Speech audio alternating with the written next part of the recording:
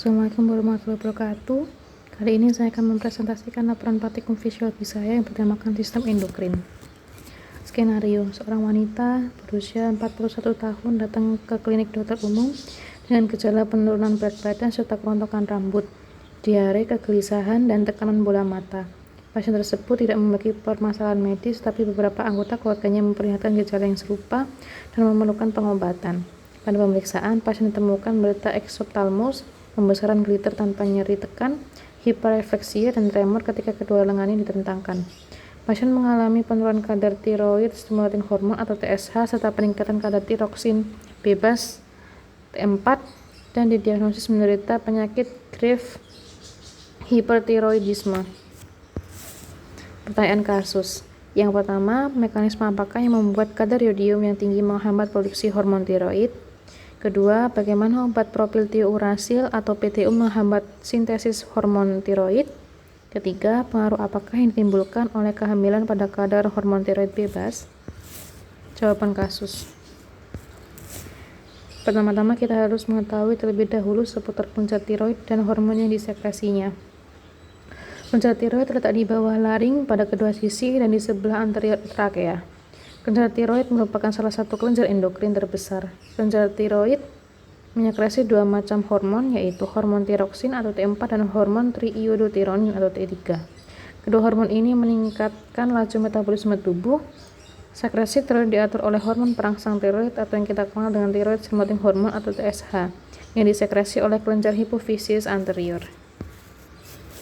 Proses pembentukan hormon tiroid diawali dengan adanya perubahan ion iodida menjadi bentuk iodium yang teroksidasi oleh enzim peroksidase dan penyertanya hidrogen peroksidase.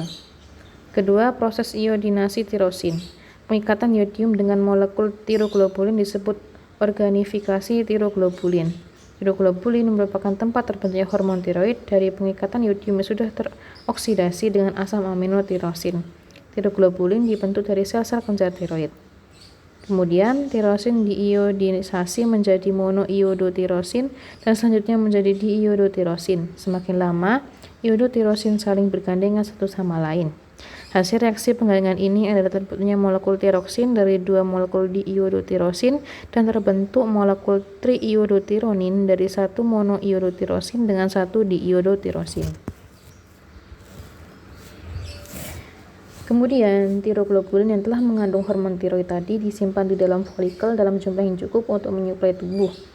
Pelepasan tiroksin dan triiodothironin dari kelenjar tiroid. Tiroglobulin tidak dilepaskan ke dalam sirkulasi darah, sehingga tiroksin dan triiodothironin harus dipecah dari molekul tiroglobulin.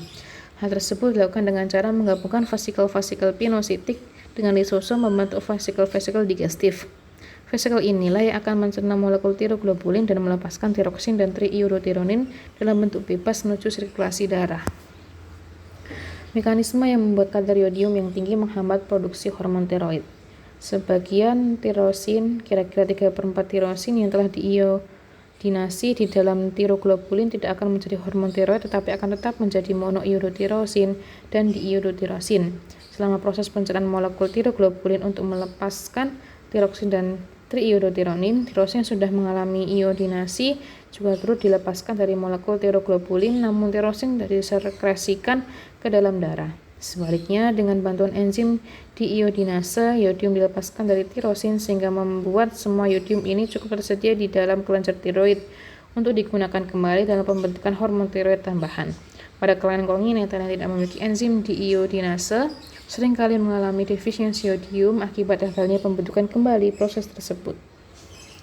Ioda pada konsentrasi tinggi menurunkan aktivitas tiroid dan ukuran kelenjar tiroid. Bila yodium yang terdapat di dalam darah berkonsentrasi tinggi, sebagian besar aktivitas kelenjar tiroid akan berkurang. Efeknya adalah untuk mengurangi kecepatan penjeratan iodida sehingga kecepatan iodinasi tirosin untuk membentuk hormon tiroid juga berkurang. Pelepasan hormon tiroid yaitu endositosis normal koloid dari folikel oleh sel glandular tiroid dilumpuhkan oleh konsentrasi iodida atau yodium yang tinggi. Pertanyaan selanjutnya, bagaimana obat propiltiourasil menghambat sintesis hormon tiroid? Propiltiourasil mencegah pembentukan hormon tiroid dari iodida atau yodium dan tirosin. Mekanisme kerjanya adalah sebagian menghambat enzim peroksidase yang diperlukan untuk proses iodinasi tirosin dan sebagian lagi untuk menghambat proses penggandengan 2-tirosin teriodinasi untuk membentuk tiroksin dan triiodotironin. Profil tiurase tidak mencegah pembentukan tiroglobulin. Oleh karena itu, tidak adanya tiroksin dan triiodotironin dalam tiroglobulin dapat mengakibatkan terjadinya peningkatan umpan balik yang hebat pada sekresi TSH, sehingga memicu pertumbuhan kelenjar glandular dan pembentukan goiter. Kemudian pertanyaan nomor 3, pengaruh apakah yang ditimbulkan oleh kehamilan pada kadar hormon tiroid bebas? Hormon tiroid mengatur metabolisme dan mempengaruhi hampir setiap organ dalam tubuh. Hormon tiroid memainkan peran penting selama kehamilan, baik dalam perkembangan bayi dan dalam menjaga kesehatan ibu. Kehamilan memiliki efek yang cukup besar pada fungsi tiroid maternal. Pembesaran tiroid ringan dinilai sebagai komponen kehamilan normal. Peningkatan ukuran mencerminkan perubahan fisiologis yang disebabkan oleh kehamilan. Berbagai konsekuensi buruk yang dapat mempengaruhi ibu dan janin yang berhubungan dengan kelainan hormon tiroid dan autoimunitas tiroid maternal. Selama trimester pertama kehamilan, kadar serum thyroid stimulating hormone atau TSH maternal secara signifikan lebih rendah daripada tingkat prakehamilan sebagai akibat dari reaktivitas silang human chorionic gonadotropin yang disekresikan oleh plasenta, keras atau TSH pada kelenjar tiroid. Titer autoantibodi tiroid menurun sepanjang kehamilan sebagai akibat dari penekanan imun yang melekat pada kehamilan. Selama kehamilan normal, kadar globulin yang mengikat tiroid yang bersirkulasi meningkat dan sebagai konsekuensinya kadar total T3 dan T4 juga meningkat. Karena itu, kadar hormon bebas harus diukur pada wanita hamil. Kadar TSH harus ditafsirkan dengan hati-hati pada trimester pertama karena human chorionic gonadotropin memiliki efek stimulasi yang lemah pada reseptor TSH. Selama kehamilan terjadi peningkatan ukuran dan vaskularisasi kelenjar tiroid. Di bawah pengaruh peningkatan estrogen selama kehamilan, kadar tiroid yang berikatan dengan protein globulin atau thyroid binding globulin meningkat selama trimester pertama dan tetap tinggi sampai term. Dengan demikian, total T4 dan T3 meningkat dan mungkin ada sedikit peningkatan kadar T4 dan T3 bebas.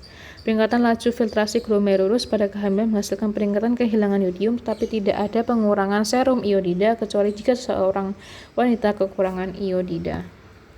Kesimpulannya, kelenjar tiroid merupakan salah satu kelenjar endokrin terbesar. Tiroid menyekresi dua macam hormon, yaitu hormon tiroksin atau T4 dan hormon triiodotironin atau T3. Kedua hormon ini meningkatkan laju metabolisme tubuh. Sekresi tiroid diatur oleh thyroid stimulating hormone atau TSH yang disekresi oleh kelenjar hipofisis anterior. Sekresi hormon tiroid dapat dihambat oleh tingginya kadar yodium dalam darah dan dipengaruhi juga oleh adanya profil tiourasil. Terima kasih, sekian presentasi dari saya. Berikut adalah daftar pustaka yang saya gunakan. Terima kasih, mohon maaf apabila ada kesalahan. Wassalamualaikum warahmatullahi wabarakatuh.